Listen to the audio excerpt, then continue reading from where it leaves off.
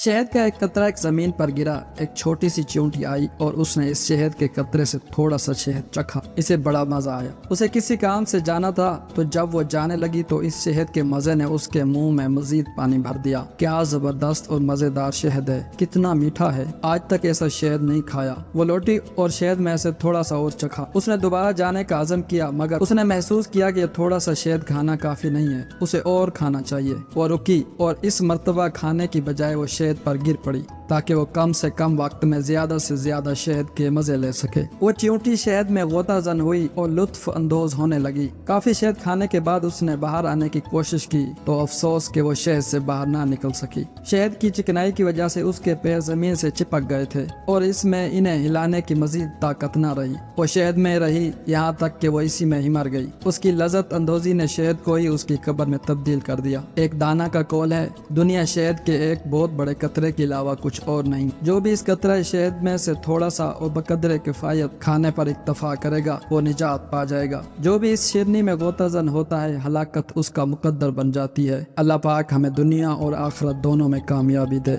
आमीन सुम्मा आमीन।